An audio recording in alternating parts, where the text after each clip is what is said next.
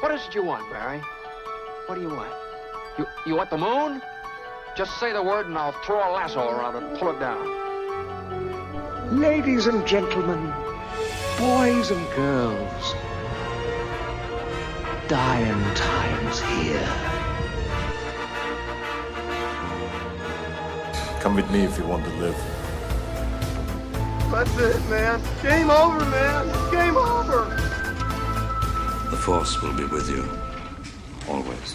Ladies and gentlemen, welcome back to 20th Century Geek. I'm your regular host, Scott Weatherly, and our Chucky challenge continues. And today I'm joined once again by Dave Horrocks for Seed of Chucky. Dave, how are you doing? You okay? I'm doing very well, sir. Good to speak to you again about a bit of Chucky. Yeah, jumping in, sort of like I said, we've had. You haven't done well on No, the no, Chuck literally on the Chuckometer. You haven't really done well. It's the equivalent of throwing at the dartboard and Yeah, just missing the missing. dartboard completely Yeah. twice. Yeah.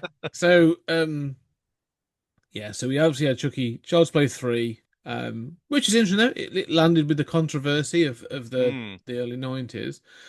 And now we're kind of like almost 10 years later, just over 10 years later, with Seed of Chucky, which I think kind of wants to court controversy, but kind of ends up just being I don't know, it's a real oddity to me, this one is. But I'll ask you, because obviously you said you carried on. You watched Bride of Chucky, which I covered with Jack, and then you've watched this. So let's just check in where you're at then. So you've watched Bride, which is a change of tone, a reboot. Yeah, real change in tone. Yeah. So what are your thoughts on that change in tone from 1, 2, 3 to Bride? Well, I mean, it has been a journey, that's for sure. So from, initially signing up to go on three, and then I talked about this last time, I felt like I had to watch the first two to, make sure I understood where I was in the whole lore, the whole chronology of it. And first two just are so good. And then obviously we spoke about it at the time, but the third one, not so much really. Yeah. But it did still, I think how good the first two were sort of pulled me through. So after we'd spoke, I thought, right, I'm going to carry on, started so I'll finish. And so I watched Bride, and it was a massive left turn. There were Yeah. little clues, I guess, in the third one that Chucky was becoming the central character, and it was less about the horror, the tense sort of scenes and everything, and it was more just about the one-liners and imaginative or more imaginative different kills and everything. But I think Jennifer Tilly just absolutely steals the show in Bride. I think the voice acting on the pair of them is great, but I do think she just steals the show a bit. And then obviously the way Bride finishes, I'm like, oh, I gotta find out what happens next now. And I had no idea, absolutely no idea what I was walking into. And I'm thinking, the way it finished, you're thinking you've got this little rabid doll, terrorizing people. And so you get this weird, almost Pinocchio-like thing with shit face. Yeah.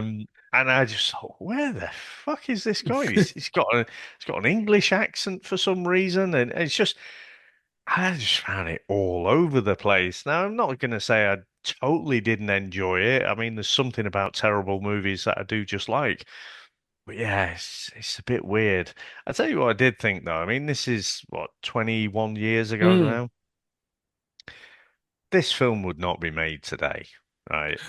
Can you No. imagine the controversy? You'd have the Ben Shapiro's, all the fucking right wingers be like, Chucky "Oh, goes this is woke." woke nonsense." Yeah. And I thought, well, respect for trying to do something like this. I don't think it lands, but I appreciate when someone tries to do something a bit different. I mean, that's the thing. And it's not even that bit that's the bad. I mean, it's woke nonsense. large stretches of this are nonsense, like Yeah. utter nonsense. And it veers off into almost like it wants to be satire, I'm sure of it, but it kind Mm. of veers into parody, and I think that's kind of the problem. But no, this whole thing about Glenn and Glenda, um, it's interesting though. It kind of it skirts this weird line between sort of like gender identity and dissociative identity disorder. Mm. And I'm never entirely like towards the end. I'm like I'm not entirely sure, And then by the end of it, it's kind of oh no, it is like they literally split him into two personalities um into two babies. Yeah. um, so all right, that's cool. Well, I'll go with that. So it has these sort of like ideas. I mean, as you said, it's kind of absurd. But yeah, if this was made now, Chucky and the fact that Chucky is willingly accepted, he's not so Yeah. Yeah. bothered about the fact that um it's Glenn or Glenda. He's kind of like, oh, well, I wanted a boy because it's just easier. Like, yeah, it's kind of it's a real oddity to be honest. And it is weird because, again, I spend a lot of my time going back to the 80s and 90s with films. So 2004 seems quite recent for me. Yeah. Um, but to go back, and you're right, the lack of controversy, if you like, from Chucky's reaction. Hmm. That's why I think it'd have such a backlash now, and somewhere in the last 20 years, it's become so weaponized. Mm. That's the real thing that stood out to me, was just how attitudes are really quite different now.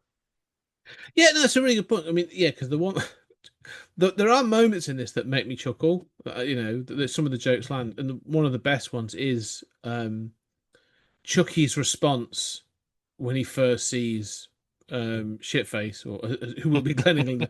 It is a kind of like, "Whoa!" Like, and it's not, anything. It's just like he's like, dude, you are ugly. Like, Yeah. your parents must be really disappointed, and then it's just him being like just cruel, but kind of funny. Mm, Um, and so yeah, it's just, but apart from that, he's surprisingly accepting about all of this. yeah. Um, so it's yeah, but you're right. It's kind of like it's almost like non-controversial. Mm, Um, but it's also trying. But there's other things in this that, like, if you're going to have John Waters in your film, yeah. It's going to be weird. it's going to be weird. Like, yeah. So, it and bless him, he brings the weird, which I love. So yeah, I mean the whole, yeah, I don't know. It's just, but Billy Boyd. This is 2004, so Billy Boyd has literally just come off Lord of the Rings. It's a weird one for him to Yeah, take, isn't it?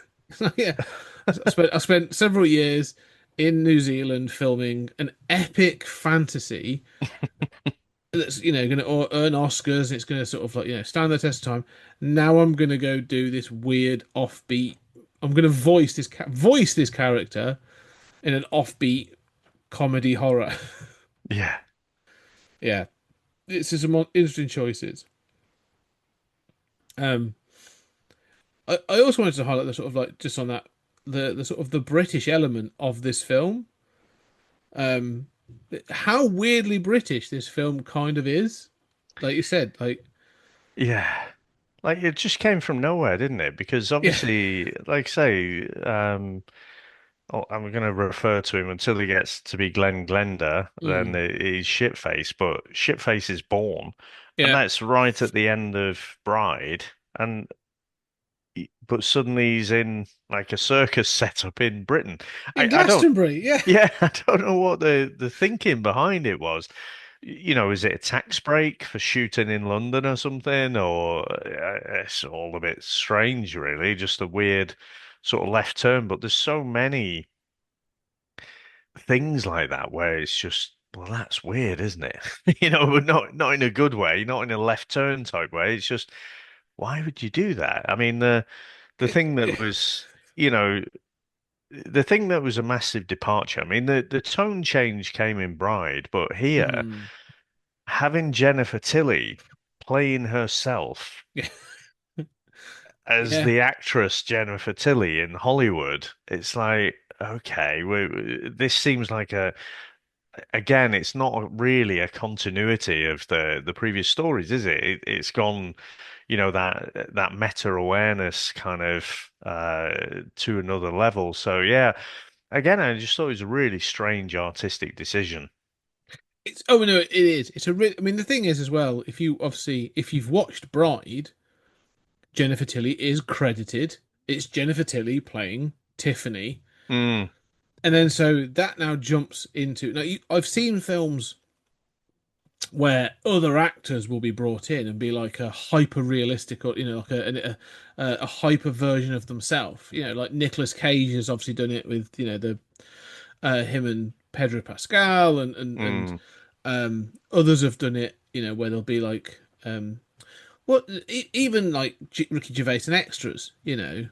Where you'll have like an Or actor The come in. Office. Well, the office, yeah, like, but they'll have like actors come in and play a version of themselves, and you'll Yeah, go like, yeah, yeah. oh, so like, that in that world, Samuel L. Mm, Jackson is Samuel L. Jackson with those characters, but this one's like, yeah, it kind of twists your head. You're like, well, there's Jennifer yeah. Tilly as Tiffany, and then there's Tiffany with Jennifer Tilly, who's obsessed with Jennifer Tilly.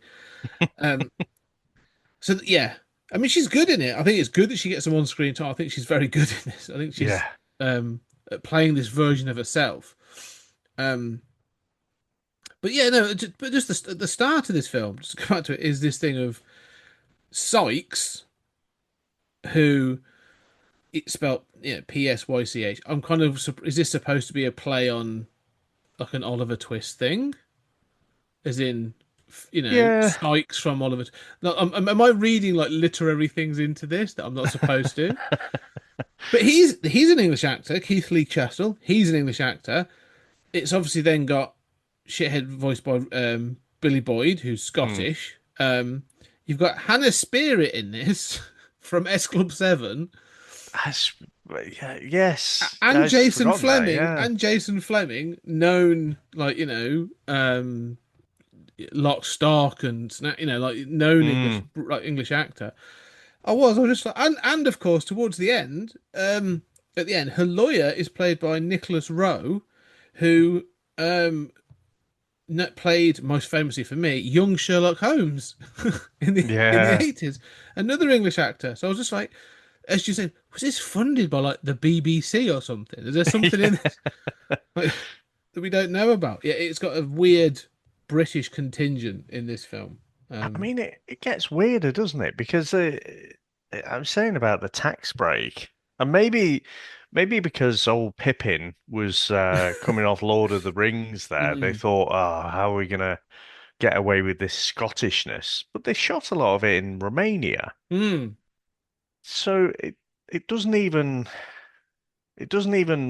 like explain that, because if they were shooting in London, just gather around some of the British talent who's available, or her from S Club, and you know, but That yeah, one will fly them do. all That over one will to do. yeah. For I don't know. Again, it's a choice, isn't it? But I can't really rationalize it. No, it's so bizarre. Um, yeah, it's just the, but the film like seems to revel in its weirdness. Yeah. Um, and it kind of like you say, this is the first. Well, there was up until this point, I would say there's been relatively sort of it's all been done by Don Mancini, so the continuity's Mm, been kind of tight. Like you could follow from one to the other. And they obviously introduced the heart of Dumbala, the amulet mm, in the last one, and in this one, it kind of seems to just be an easy, like there's no effort into it. Like no. Shareface just reads off the back of it and just happens. They're not even related. This is the thing. Like every other iteration has been Chucky is brought back by something coming from the previous Yeah. body, whether they clean up the body, in the second one, or that the blood then drips into a vat of the plastic, which then becomes the Mm, third one, and then the cut up version becomes the remains from three become bride. In this one, it's just a random bit of plastic. It's just a random bit of plastic, like for both Tiffany and Chucky. They just happen to be the Mm, puppets for a film, yeah. and it just happens to bring back Charles Lee Ray and Tiffany. It's so weirdly random. They really just couldn't be arsed with the writing here, No. could they? They just like, oh, it sort of look like because obviously, their bodies got destroyed in the last one, so yeah, we Mm, just sort of bring them back that way. But weirdly, I guess that because they're making the TV show, it's a movie within a movie sort of thing, isn't mm, it? So they've kept the same facial design with Chucky, where it's got like the stitched together look. yeah, Um, but like you say, there's no genetic pass through, is there? It's just yeah, I guess you could say the what is it? The amulet of Dumbala, Dumbala. the It's heart of just it Dumbala. just Yeah, pulls them yeah, pulls their souls from wherever, and we can make it that. And another thing that got introduced was obviously this made in Japan yeah, thing, just randomly from nowhere. And again, they made these dolls for the TV show, so yeah. they're not mass produced. No, I mean that's the kind of thing that someone's gone. That's funny. That is. Someone in a writing room has gone to Mancini. That's funny. That's a funny joke. That is made in Japan. And Yeah. the fact No, that it's Shitface thinks he's Japanese, and so he's asking all these yeah. questions of, So he's learned yeah, Japanese. I mean that's that. I mean that bit's funny. Like that bit is yeah, that he starts introducing himself in Japanese is yeah. genuinely funny. And later on, you find out that he's learnt kung fu. Um, those bits are funny. But yeah, the fact he's got made in Japan on his wrist and stuff is, it's not as funny as as they think it is. Um, It's funny because it's so dumb. So it's yeah. like it's almost the anti-funny, isn't it? It becomes Yes. funny because it's such a Like eye weird rolling, sort of misfire. like Yeah, yeah. yeah. And it has other weird bits, like I say, when they've become, these inanimate objects, and then they become Chucky and Tiffany very quickly. And then a guy walks in within minutes of them now possessing these dolls, and he starts taking apart the back of Tiffany. Yeah, And yeah. it's a weird scene because he's unscrewing, and she's like, "Oh," and then he takes the panel off, and she's got like blood and meat and ribs and Mm, stuff in there, and I'm like, where's that come from? Like they haven't changed instantly, surely. I know that's a part of the law that they start mm. to inhabit the body, but yeah, there's things like that. You just go like, this feels really weird.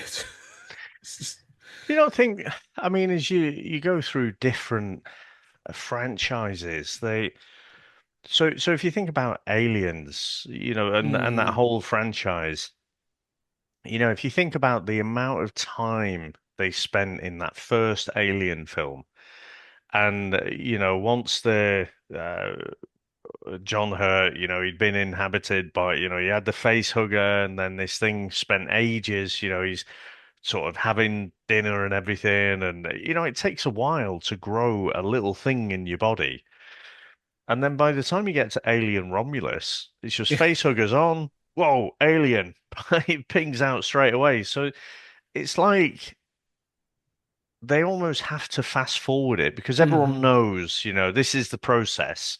So just fast forward past that bit and get to the good bits. That yeah, that's what I think is going through the mind of these people. But for me, no, you've got to respect the law. If you set those rules down, stick to them. it takes, I don't know, 3 days to make a little alien fetus or whatever, then that is, That's the you can law. play around with it a Mm. little bit, but yeah, basically that's the law. And so, yeah, I think it was in the first one, wasn't it? We established that Chucky is turning human. I can't remember if he gets shot Yeah, or it does. stabbed or Yeah, yeah. yeah, So and then he figures out, oh, you can actually bleed. But like you say, when they open up Jennifer Tilly, the doll's back, and she's got a fully inner set of working organs there. It's they've just fast forwarded it again. yeah. They have. Well, more than this, where the film gets, because they are set up to be dolls. They are set up to be these puppets for a film. and then they go on the run. And like I say, the film doesn't take that long. They end up with Jennifer Tilly in the back of all this other stuff. Mm. How quickly they become human, because this film will include the doll Tiffany flashing her boobs, Oh um, yeah, I forgot about that bit. which is on par. Which is, to me, is almost on par with Howard the Duck I boob. was just thinking about Howard the and the duck boobs at the Yeah, start. yeah. I was just like, that's weird. But then this film actually has Chucky basically masturbating into a cup, and has a Oh yeah. whole, and basically there is a entire section of like doll semen being walked, like, and at that point you're like, okay, like, we're off the reservation. I know I haven't listened to the whole episode, but I was listening to a bit of it, and you were talking to Jack about, well, in Bride, Chucky was there first before Team America. Mm, And I was listening to it, I was thinking, well, I mean, Team America took it to a different level. But yeah. actually, this one took it to a different level from Bride as well, didn't it? Like you say, you get gratuitous silhouetting. There's multiple times you go up to Chucky, beating one off into a cup. And, no, but not only that, being photographed by paparazzi. Yeah. And you got John Waters playing Pete Peters, the news hound. And he's just sort of like, Hollywood's so fucking weird. Bless the little people, because he's sort of like, he just, for some reason, he just thinks it's Yeah. like, again, you're like, I'm not sure. I'm not sure, like, this is going for some like woke ideas kind of thing, but it's also Mm. weirdly like un-PC as well. Yeah. Like I say, I've seen a few of John Waters things, and Yeah. this is probably on the tamer side. Yeah. I mean, this is a payday, but like, yeah. I mean, what I think's funny about this film is it starts with a sequence where you have a family, just to hop all the way back to the beginning, a sequence of a family, a British family, no less, being hunted and killed. And you see that it's always done from that POV, so you're not sure if it's Chucky to begin with. And Mm.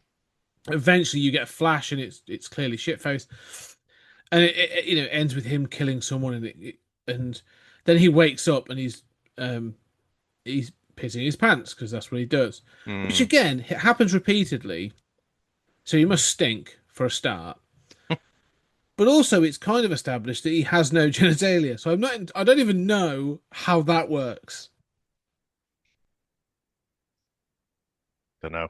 Yeah, again, they've gone, that's funny, but he has no genitalia. Like, he's just like a Action man. action man. Yeah. Um. So yeah, again, like, logic is not this film's strong point.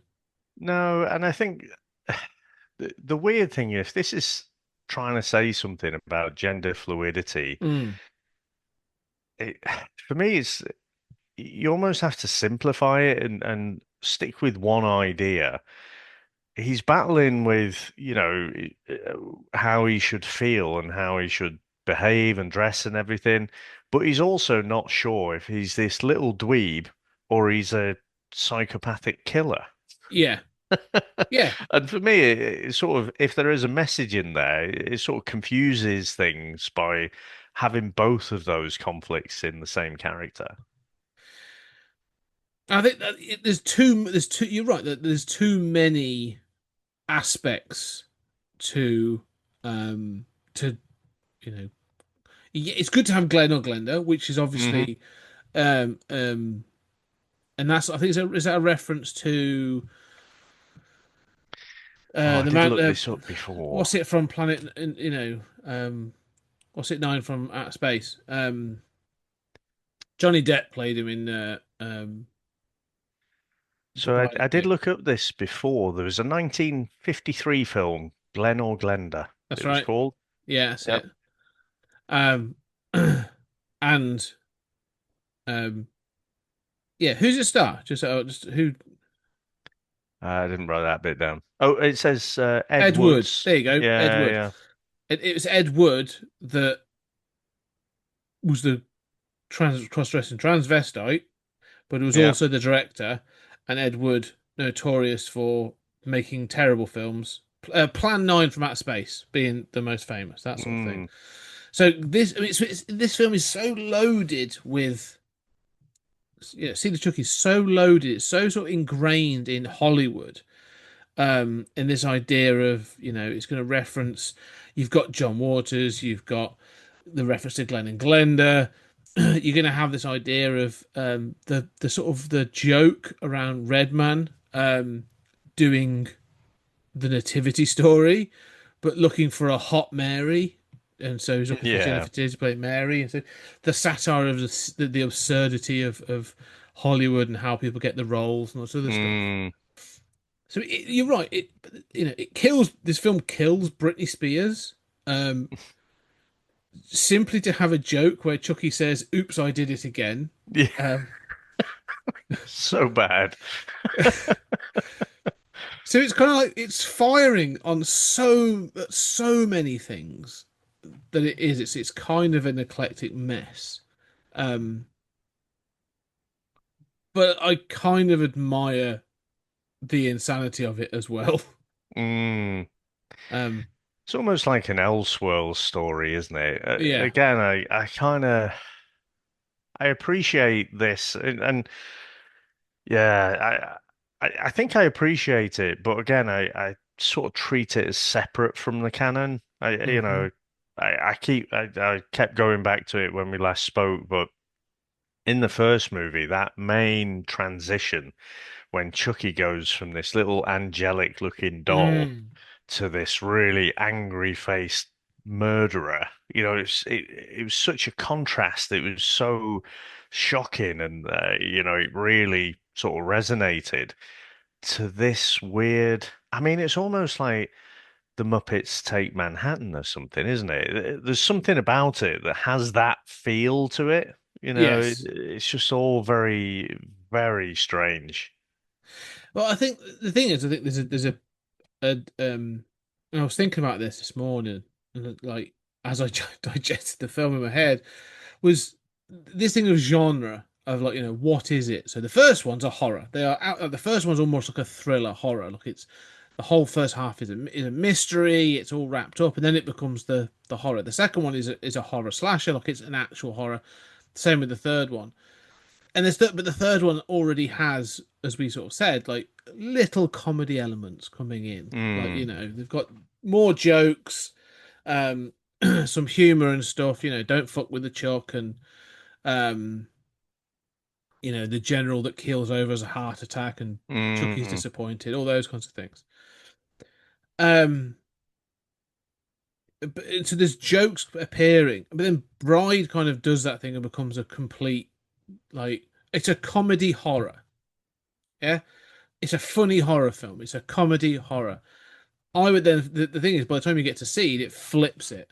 Oh, it's a mm, horror comedy. Like the focus is almost on the weird and the comedy, the mm, joviality, but we're going to throw horror elements. Nothing scary. We're going to lean on like the blood and the gore. Um, really, but generally, this is bright. I mean, this film is there's no darkness. There's so little darkness in this film. This is a very brightly coloured film. mm, Everything is lit.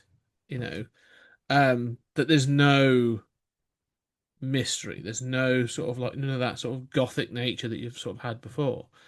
This is a a, a pop art kind of comedy. Is yeah. But one of the things, and I haven't got to the end of the episode yet, but one of the things that struck me from Bride and then into this one as well is the the industry around them sort of changed, but I wonder if Mm, this has had a bit of an influence on other things as well, because you sort of saw the end of that slasher trend through the 80s and then sort of death in the early 90s, and then it all started up again with Scream. mm. But you could tell with Bride, they were leaning into that Oh, almost. Chucky's old school and he just wants to slash people away there, slash their Achilles heels. Um, Whereas Jennifer Tilly's character, you know, Tiffany. she has sorry, Yeah. Tiffany, yeah, she has more imaginative ways to kill people, and I've noticed that you know other horror movies they that's the thing that people sort of look for almost. Mm. It's not necessarily the jump scares or the you know the idea of Pinhead or Freddy Krueger or whatever. It's just how imaginatively how unique a way can these people get killed off. I think that's a really interesting point that the yeah, what is it that's going on um at this point? Like what else is going on around this time? And you're right, I think, you know, we've had the late 90s has been that rejuvenation of the slasher horror, as you say, with Scream and you know, even I mean by this point you've had Scream 3 and even Scream 3 is going like we got the point, like how do we make, you know, the Mm, trilogy more interesting, that sort of thing. Um so you've almost come out the other end of that. But you've now had this is the sort of the start of I'm gonna find it. This is kind of the start of the what's he called? Um Ninja Turtles and Transformers, Michael Bay. oh So yeah, yeah. like his production company grabbing hold of things and remaking the horrors. So this is the era of like the remake of like Texas Chainsaw Massacre, 2003. Friday the 13th came out. The remake of that came out around this time. You've also got 13 Ghosts, the House on Haunted Hill. That was kind of, Mm, it's kind of good fun. The gory one with Jeffrey Rush. So there's that, and even the Hellraiser 8, which is called Hell World. Another franchise I enjoy, but I've not quite got around to putting people through. Um, yeah, it stars Henry Cavill for a start, which is weird. Um, but it kind of like it fits into that mold again of like going like, oh, we get that like scares are kind of boring. People just want gore, so we'll do the gore. yeah. And I think this fits into that mold of going like, oh, we've got to go extreme. Like it's silly now. There's got to be an extreme cut of this film, and I believe there is. You know, like if we can't, mystery and horror doesn't work anymore. We've got to go extreme. And so you've almost got to shock people enough to be like, oh my God, you know, so Redmond's going to get gutted under a glass table. I did like the way Chucky's that gonna was wank into a shot. cup. Yeah. Yeah. Because the way you sort of saw it from above the glass table, and you saw Tiffany underneath the Mm. table with the knife, I did like that shot. To be fair, Yeah, it is. It's quite this, and that's it. I mean, this. I would say, just you know, yes, there was an unrated version of this, which is literally 1 minute longer. So it's just, right? but I can guarantee you on the cover it'll be like extra blood and Yeah, gore. get the special edition steelbook for Yeah, 20 that's quid. that's it. Um, but you know, the one thing is, this film is there are moments when this film is shot interestingly. Like they go like, oh, that's quite an interesting shot. Like they're going to do that kill. It's going to be quite cool. The POV shot from the beginning, like I say, Redmond being killed from under the table, and in some of those things, the puppetry, which I've praised throughout, I think all the puppetry in this is really good, works well. And then they throw in some like CGI of a Chucky running or a shit Mm, face running, and all of a sudden you're like, oh, oh, you don't have the budget to do yeah, to do that. Oh, that's awful. Yeah, like the shit face running down the road yeah, towards the beginning is so weird because it's like it's yeah. clearly not even like it's not touching the pavement at all. No, no. I mean, they. I've seen worse CGI. I Yeah. still think. I saw this really bad Beowulf. With Christopher Okay. Lambert in it. 99, I think it was, and just the CGI was horrendous, and it was like, lads, why did you even try? Just do classic prosthetics. But it was Mm, almost like, oh, this is the new thing, so it has to be CGI, but it was nowhere near the standard yet. no, and I think that's part of this, isn't it? Well, CGI is good enough now that we can show Chucky, you know, walking about without having to be a puppet. and yet they do it, and you're like, would have been better with the puppet. Like, the stuff you were doing in Child's Play 3 was kind of more effective Yeah. than this CGI that you're doing now. So, don't mess with it. Yeah, and what I like about more recent movies, if you like, is the excess of CGI has maybe just toned down a little bit. Mm, So I mean, the people can go a bit nuts with it and overuse it, but there are proper I was going to say proper talented people. I can't quite find the words, but people, you say with musicians, it's the notes they don't play as much as the notes they play. absolutely. That's the true sort of demonstration of the level they're at. And feel like it's that with CGI where they can blend, a lot of the physical, practical effects with a touch of CGI here and there where it's needed. Mm. I think that restraint, I see that a lot more now, whereas yeah, some of the early 2000 stuff. I mean, I watched one for Mike Burton the other week called Fear.com. Oh, Fucking horrendous. yeah. It was only 2 years before this one. And yeah, I would say I would watch Seed of Chucky before that one. Yeah, that's another one of those extreme films, isn't it? That's kind of like Yeah. you go, oh, we'll do this, and Fear.com, obviously based on you know the boom of the internet of the late 90s, early 2000s. So it's yeah, this was a weird period for horror. Where I say CGI um is used in some areas and not in others. So when you can sort of tell, again, like, Mm, and some is better than others. Like that remake of the Texas Chainsaw Massacre mm, is actually really good, and actually sort of maintained doing practical effects, and so yeah. it has that legit kind of feel to it. Um, and I think that's why I think some people sort of laud it. Gosh, it's actually a good remake. It works well. And then you watch another one made the same year. You go, the CGI in Yeah. this Really bad. is really bad. Oh, yeah. So yeah, let's get to the end of this because I think the film sort of has all these kills. The kills are sporadic, and I think weirdly like less inventive than Bride of Chucky.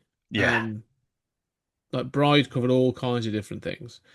This has some people are going on fire. Hannah, to be fair, Hannah's spirit gets set on fire. I mean, So, I don't know if it was the fact that she was in S Club and the fact that she like all of S Club were just these baby-faced kids, weren't they? So it mhm. was a bit weird to see her in particular in just this gruesome death. I kind of thought she'd come through it somehow, which is stupid for a horror movie, Mm. but yeah, I think that one did catch me a little bit out. Yeah, that one's kind of good, and John Waters has acid poured on his head, and Yeah.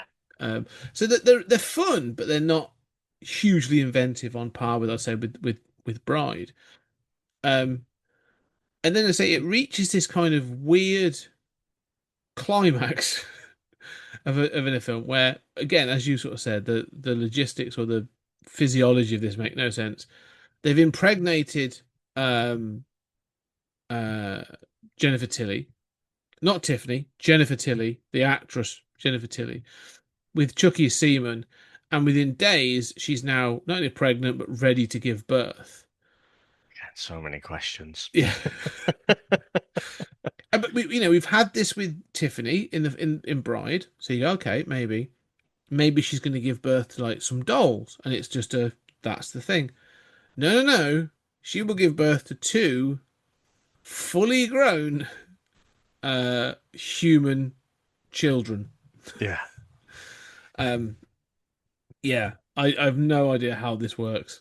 Again, I think this is where I think for me it started when, like you said, there's no kind of genetic link with the dolls. It's just Hmm. like they just happen to look like the previous dolls which were destroyed, and you sort of think, oh, God, my practical brain just won't allow me to go along with this. And I go through a conversation with myself. It's like, no, no, no. And I don't think it's fair necessarily to say, just park your brain. But sometimes you sort of have to. Yeah. And so, yeah, for this one as well, I was saying about the alien analogy with Alien Romulus, where just suddenly, ping, you've got this living, breathing thing. And I'm just like, but everything we observe around our lives, I know we're talking about a voodoo transfer of someone's spirit or soul into a plastic doll. But for me, you're stretching a bit, out Hmm. of what you know is reality, and you're stretching a bit. This one thing, and then that's okay. You can buy that, but in the rest of this normal world, I don't buy how you can grow a little baby, in such a short Two amount of of them. time. Yeah. Yeah, two. That's right. Yeah. So that was just ridiculous. And again, it's another one where they're just throwing so many half-assed ideas at the wall. Mm. Like say, you got the whole Glenn Glenda thing. You've got his battle with, is he, a good person, or is he, this murderous person as well? Because Tiffany sort of, you can see she almost battles at times with this psychopath killer versus she at least tries to be better. And Mm. then yeah, at the end, I guess what I I would say at the end, Yeah. they're just sort of setting up the next one, aren't they? Oh, yeah. Yeah. It's funny. Yeah. I mean, I'd forgotten about the subplot where she Tiffany's trying to give up killing, like it's an addiction. Yeah. She's on the 12 steps. Actually, I did like that bit, I have to say, Yeah. because it's almost like a couple, who are trying to give up smoking, and then they'll lie to each other. Yeah, yeah, yeah, you're not, are you? No, no, no, I'm not. Yeah, are you? Yeah. No, no, I'm good. Yeah. So there are bits like that, like I say, that are fun. But the end, it's you said about, if you give it too much thought. I think we're at a stage where if you give it any thought, this kind of falls apart so quickly. Yes. It's so Yeah, weird. Um, but also, as you say, it kind of like it builds in this thing of like it again, the ideas are there, and even the structure is there. So originally the original issue is Glenn and Glenda, boy or girl, right? And at first, it's about interpretation of looks. So Chucky sees a boy, yeah. Mm, Tiffany sees a girl, and they treat them as such, or they treat Glenn and Glenda as such. It's only sort of the pressure of all the killing and everything that kind of splits. mm, Um, uh, there's obviously been this killer instinct inside Shitface at the beginning, and then there is a split. And the irony is supposed to be that Glenn, the little boy, the one that Chucky wanted, is actually the super nice one, and Glenda, who is the girl that Tiffany wanted, and she's trying to give up, mm. is the psychotic killer. Um, so yeah, it's it has ideas, it wants to do things, but it never like it's because there's other stuff then coming in. Then all of a sudden, like, oh, now Shitface knows kung fu, and there's going to be a fight between him and Chucky with an axe, and then there's like the very end is like Tiffany's been doing the Heart of Dambala, Mm. Ardui Dambala. Did it succeed or not? And so there's so much going on. And you also get, Chucky's. He's spent all this time. He's trying to get back into the human body, but he's Yeah. he's sort of given up on that now, isn't he? And he's a mad one. I like that speech though. I actually really like that speech where it's sort of Mm, it's one of the parts of this film that I kind of feel is genuinely authentic of like Don Mancini, where it's like that thing of Chucky going, "What? No, I don't want. Why would I want to be human anymore? I've been, mm, this. I'm Chucky. Then this, mythological sort of like urban legend of a thing. Like I'm cool as I am, but it also goes back to this idea of self acceptance. I was just gonna say, yeah, yeah, accepting who you are. That's Chucky's journey, isn't it? Yeah, and he's like, I like killing. I like who I am. Well, I'm glad you've got your self affirmation. Not sure it's the safest or the most mentally sound. Wholesome. Yeah, but still. So this again, like the film has some really interesting messages, but it's wading through like strawberry and lime jelly to get to anything. I wonder if, I hadn't thought of this before, but as we've been talking, there's sort of a parallel with the Star Wars franchise as well, isn't there? Mm, Because there you obviously had the original trilogy where you had different directors and directors who are good at their craft, who know what it is to pull together, get all these creative people, the writers, you know, sound design people, your location hunters, whatever they're called, mm, location directors maybe. Um, but getting all of these people to work together to produce this one thing. And then they take the director's chair and they're like, right, now I've got all the power to do whatever I want. And actually, they need to be put in that box. George yeah, Lucas and old Don Mancini here, I think in similar ways, you could say they needed someone to put them in that box and say, no, no, this is too much now. We're going to lose the audience with all these mad ideas and going left and right and up and down and whatever. And so, yeah, there you go. That's my parallel. So, Seed of Chucky is basically the prequels. yeah. No, I think it's fair, and I think Mike should understand that parallel. Yeah. And Child's Play is just as culturally significant. Um, Yeah. but I can see what you're saying. I absolutely agree that I think Bride was so successful, and that design of Chucky and Tiffany was so successful. Mm, And I sort of said in the last episode, like that was the design of Chucky. yeah. Like post, from '98, that design of Chucky being with the cut up face and all that Yeah. Yeah. was Chucky. That was it. So it was kind of like, oh, you had that major success with Bride. We want more of that. We want more of that. Mm, The funny works. Make Chucky funny, and then, as you say, there's no one there. Like, there's a filter going. Maybe not this. You know, there isn't a need for him to run Britney Spears off the road in order to make a one-liner joke. Like, you don't need that. Things like that. Yeah, you're right. No, it's fair that like it's a sort of a director or creator sort of a little bit too much power and leaning into it a little bit too much. Which is you know it came back and bite him. This one didn't do well. Um, it kind of got blasted when it came out. And a lot of people were like, "This is the end, then. All right, so this is it. This is the end of Chucky. This was, the end is." We find out, just putting into context, we find out that Tiffany has successfully taken over Jennifer Tilly's body. mm, It's 5 years later, and she's now living with these two young children, and she has managed to transfer the personalities of Glenn and Glenda into the respective children, and it's their birthday party, and someone sends a Chucky arm to Glenn, and it jumps out and it starts strangling him. So Chucky's in bits, but not dead.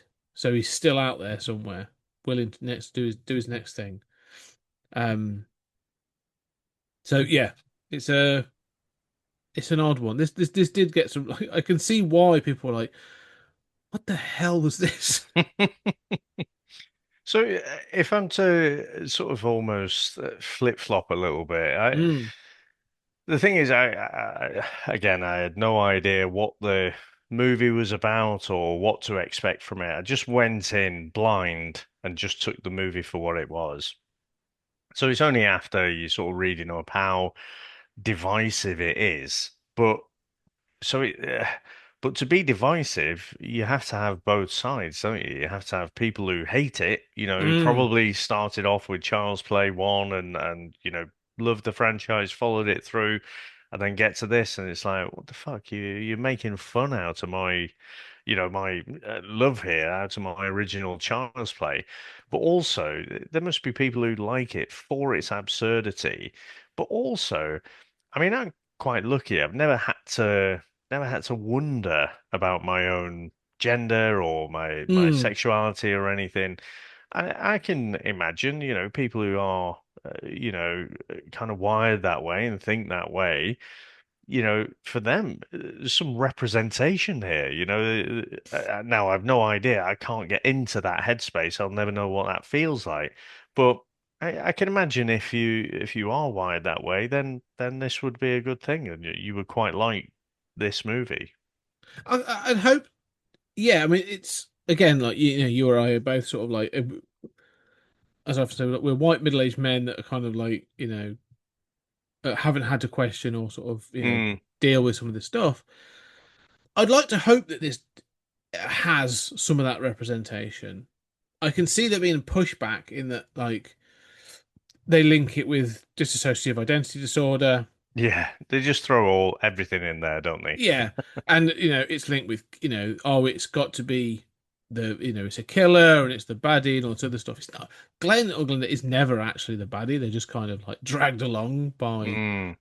um Chucky and Tiffany and that. So um yeah, I know what you're saying. I could see there being that person going like, no, no, no, watching this film kind of was an awakening or as a recognition. Or I felt seen. You know, um, so yeah, maybe I think there's a strong, um, Don't know if it's a strong point, but it's a Hail Mary to try and defend this movie.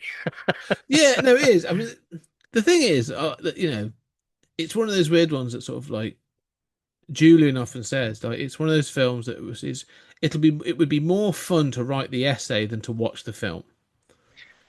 That's fair. Yeah, yeah. Right, the film's kind of fun, but that you could break this down and be like, oh, I'm going to approach this from an LGBTQ plus, angle, or I'm going to approach this from a psychological angle, or Mm, the idea of like meta Hollywood and the post screen world, and you could probably write all kinds of sort of essays just on this film because there's, like I say, because there's so much in there that it just becomes that mad jumble. Um, so yeah, no, it's is it the worst of the franchise? I probably think it is.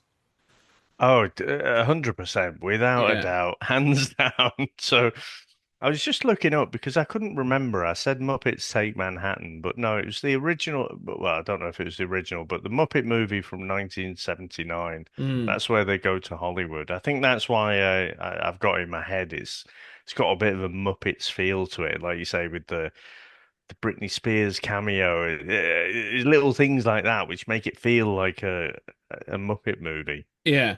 Well, the film is on a film as well because the film's called Chucky Goes Yeah. Psycho, which obviously is a stupid title, but that's again is this thing of like that is Scream 3.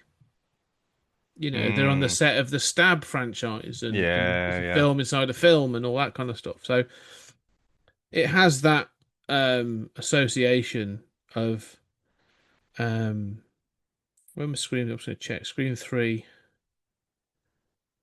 Must be about this time. Yeah, I was checking. So Scream 3, 2000. So it's a couple of years after 2000. Um, Oh, they pumped them out then, didn't they? Because yeah, I remember yeah.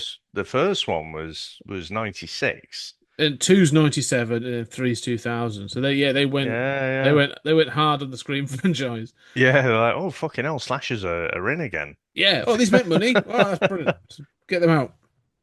Um, so yeah, no, it is that era, and I think it's interesting. And there's a couple of books actually. I haven't got them yet, but there's a couple of books that have come out recently that are sort of. There's one in particular that's all about that, like the post Scream horror genre. And I think Right. but so it is quite interesting. It's a very sort of weird, evolution and sort of a weird time. So yeah, Chucky's in there. This did kill off Chucky for almost 10 years. Um, and when we get back in the next episode, I'll be doing Curse of Chucky. which unsurprisingly is a very different tone yet again. No more of the camp. The camp is gone, and it does start to like go back to its roots a little bit. Oh, Um, interesting. and funny I enough, it's kind of a post elevated horror sort of era, and then, oh, we can go, back to the mystery and the horror. So they do. oh, interesting. Because I must admit, again, I had that momentum that took me through Bride, it took me through Seed. Mm. Seed had me stopped in my tracks. So I had no desire to go on past that. But just given what you've said there, I'm like, "Oh, okay, I might see if I can fit that in at some point in the next couple of weeks." It's worth checking out. I mean, I think we'll be covering it, but Curse is closer to the original trilogy. Um, and has some interesting ideas. But it also has Brad Dourif's daughter in it as well, Ah, and okay. stuff. Um, However, much like the Grant Morrison Batman, in which everything is canon, Hmm. Don Mancini holds that, and so there are still elements, and it will maintain the canon. And Seed is not dropped. This isn't like there's not like a Halloween 2018 where they're like we go back and we ignore those and we just have those. Hmm. Everything in Chucky has happened, and even up to today with the TV series, like everything has happened, and those characters are still in it. So even though the tone changes, the actress Jennifer Tilly is still possessed Oh, by really? by Tiffany. So this film has ramifications, um, and See, I kind of like that. I mean, yeah, I think one of the things I thought was a masterful stroke was when X-Men did Days of Future Past, mm, because at the time everyone thought, "Wow, X-Men 3 is the worst X-Men movie." How wrong we were. There were yeah, worse to come. But then they managed to write it in such a way where they wrote that out of the canon. I was like, mm, oh, that is masterful. You guys have got your shit together.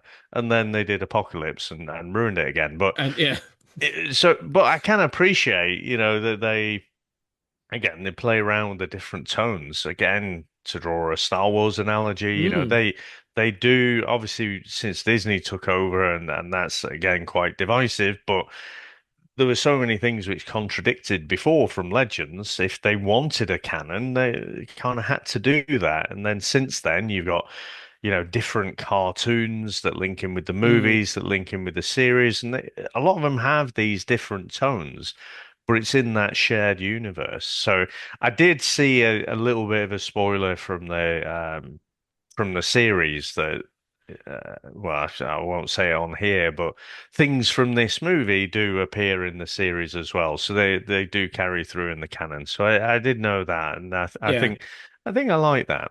I think I think it kind of it's all done Mancini. It's all done all the time. Um, and so the tone kind of flips and flops. And I think what's weird is of all of it, I kind of think the TV show has managed to sort of acquire the best balance of Right. the camp and the scary. Um, and there are some because I mean the series, well, when we get to it, has got some insane moments in. Um, that you go like, this is weird, but but I'm kind of digging it. And then it'll have a kill or it'll have something else, and you go like, oh, Mm, we're back to those kinds of things. Um, yeah. so yeah, I think it's done. I don't know, the season 3 is done, and apparently that was the end. So that should hopefully draw. Until the money, until the money comes back. But Yeah. you can still see, I mean, I'm assuming even going forward, he's still the central character. Yes. Whereas, Charles Play 1 and 2, he was the threat, Mm. and you were worried about the characters, he was going to kill off. Whereas here, he's not quite an anti-hero, but you are sort of rooting for him Well, in a weird way. he's gone full Freddy Krueger at this point.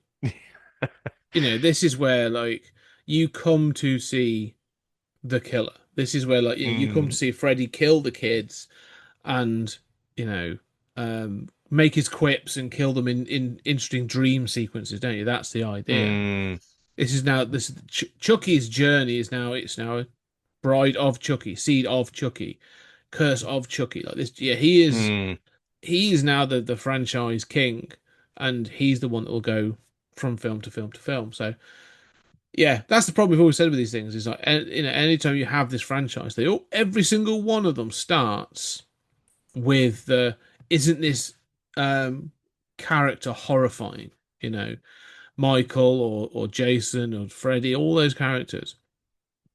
And eventually they become the central character because they're the thing that connects the film. And they end up having to either soften them or you have to do something with them to make them, you know, interesting enough to go from film to film. mm. So, yeah, it's sort of it's an interesting kind of trope. I mean, the opposite is Ash from Evil Dead. You know, Mm, yeah, yeah. like poor Bruce Campbell being thrown around for the last sort of like 40 plus years for the benefit of entertainment of the Evil Dead. But yeah, that's the thing. I think the horror franchise is very much in the vein of like the same to the action franchise, isn't it? You don't come to see the people being saved. You come to see Arnie or Stallone or Van Damme or whoever sort of make the save. That's the Yeah, yeah. I think I've got to be careful because John Hammond told me off the other week. So I think I was slating Freddy's Nightmares, but I don't know the TV if I show. meant yeah. I don't know if you've It's watched that in Oh, I've recent watched years. it. No, I've watched it. It's dreadful. It Oh is. my God, I was like, how did this even get made? I mean, I've seen scarier Outer Limits, or you do like the Twilight Zone, the scarier Twilight Zones, and then Freddy's like all camp at the beginning and at the end, and then you get this silly story in the middle that's just maybe a bit strange and a bit thought-provoking, maybe, but No, I mean yeah, very strange. it was you know all we could make money in the same way as Tales from the Crypt. Freddy can now Yeah, be the Crypt Keeper. Robert Englund can come in, stick on the makeup. We can film him for a day, do a whole bunch of intros, and then we can yeah. make a bunch of stories in. And no, it's John may like it, and that's fine. But I've tried to watch them several times, and I think they Oh, are god awful. they are hard. They're all on Plex. They're all free, and yeah, I think I made it through about three, and I was like, Mm. oh, I can't do this. I need to space it out. I do want to get through more because there's one that I remember was the first one I watched, and it was something about a hiker. And I want to find that one again, but I want to go through chronologically. But I just need to space it out because it's so Yeah. shit. Well, to be fair, I don't think the thing is all those anthology shows I've started to watch, or I tried to start to watch Tales from the Crypt. Even that's not very good, in all honesty. The Crypt Keeper is the best part of that. And so, Mm, some people obviously like that show, but it's a real struggle to get through. But this was the thing about horror. They were looking for, in the 90s, they were looking for the new angle. Like, how do we sell horror? Like, how does horror mm. work in the 90s? Um, and it didn't. That's the thing. It was all, it needed to be something different. And unfortunately, like Freddy was kind of done and has never. He's probably the only one. Obviously Jason Voorhees has never kind of made it back, but yeah, Freddy Krueger's never been able to return like really successfully. Mm. The post remake and stuff. So They did the remake, didn't they? And they really lent into the pedo sort yeah, of angle. And it just didn't work. Even though what's his name? The guy who plays him he's did a good. great job. Yeah, Yeah, yeah. what's it? Jackie Earl Haley. That's him. Um, Yeah, yeah. his Freddy is brilliant. Yeah. But you're right, like he's back to being like a legit Yeah. child rapist and murderer, and you're like, Yeah. oh, I kind of feel bad that I've turned up to this film now in like my Freddy Yeah. cosplay. Like, Yeah, I was queuing up with Prince Andrew. yeah, Did I just say that? Yeah, I think I was just looking because I think the other thing that happened, obviously going back to Seed, that came out 2004, mm, but you start to get this evolution into almost like horror porn, the horror gore. So you in the year after this, you had Hostel. Yeah, And then you get in the likes of Saw, and so I still think Saw is basically Seven, but yeah, you see the kills. yeah. That's the difference. But people love it, don't they? Clearly with 10 or whatever sequels. So Mm. yeah, I think that's the other interesting thing to go back and sort of see the changes in tone, but what's also happening around it as well. And I think that's the thing is like if you start to look at those different, like you say, you can run them in parallel, and then you go, oh, why was this so successful? Why was it that that was going on? I mean, if you look at, you can go. I'm not going to go off on it now, but like you look at the society and what else is going on in Mm, society. Where are people at? What's going on? And you go, oh yeah, no, I kind of sort of it kind of makes sense. Like um, found footage was the other one that kind of started to, oh yeah, yeah. you know, cheaper, easy to make. You'd had the Blair Witch Project, and then by like 2007, you got Paranormal Activity, and then Mm, so it's still looking for its horror was looking for its niche, but the gore, the extreme gore side of things sort of lasted and yeah, that's what I'm saying. Like all these have like super gory bits in because they're trying to shock. This is trying to sort of this does it with humor. Seed tries to do it with humor as well, mm. but I think that it's trying to go for shock value in there as well. Um, whether I don't think it succeeds where it wants to, but yeah, No, it's still shit. We've gone off on a good old tangent there, but yeah, yeah. it is pretty bad, Uh, and definitely the worst in the franchise. yes, no, it is. But the franchise continues. There are two more films, and I will see how I'm going to tackle the TV show because 3 seasons. I might try and do it all in one go and just cover it as a thing. I'm not sure yet. I'll do it Mm. season by season. We shall see. Or I might even do it on Patreon as a special. And go, I've watched all the TV show and just do it as a thoughts thing like Mike does. We shall see. Mm. Anyway, for now though, Dave, having you back onto the show has been fantastic. Thank you very much for joining for two of the shittest Chucky films. I know. This is the worst one in the franchise. I think Yeah, the next one is probably three, the other one that I was yeah. on. So the next franchise that I do following this, I'll make sure is all crackers and Yeah. you get some really good films. I'll make sure of it. But in the meantime though, where can people find you and what are you doing? Yeah, probably the easiest parallel is the VHS Strikes Back. So Mm. myself and my co-host, we discuss 80s and 90s movies. We're both shithouses. We're both shit scared of horror movies, by the way. Although Chris doesn't know this yet, but we're actually going to cover in a few weeks Reanimator, which Oh, obviously you and I covered back in the yeah. day as well. So yeah, go and get me if you want to hear more of my dulcet tones talking shit about movies. Then yeah, the VHS Strikes Back. Excellent. Yeah. And for us, obviously, yeah, go check out the sister podcast, Stories Out of Time and Space. We're quite far ahead now on the Patreon. We've got a bunch of stuff on there. And on the main feed, sort of just catching up. And yeah, we'll be getting onto our Robocop retrospective in the next couple of months. Also a So, very lumpy franchise. oh, but yeah, no, oh, that was one that starts well and trickles down very fast. It's almost Yeah. like Starship Troopers, isn't it? Where the first one was so good. And, in terms of doing satire, we talked about this one being a little bit of a Hmm. misfire, but RoboCop and Starship Troopers just nail that first movie. Yeah, well, Paul Verhoeven was just a you know the man for those things. Yeah. But yeah, no, that franchise. I'm not going to spoil anything, but we have some interesting discussions, especially about three, which is Frank Miller. This is still Batman. Dark Knight Returns. Frank Miller still contributed to RoboCop 3. So it's an interesting conversation. But obviously stick with 20th Century Geek, where I've obviously found on all the different platforms. And, we're going to be sticking with Chucky, but there's other franchises and other stuff in the background and more to come. And we're doing some specials for Christmas.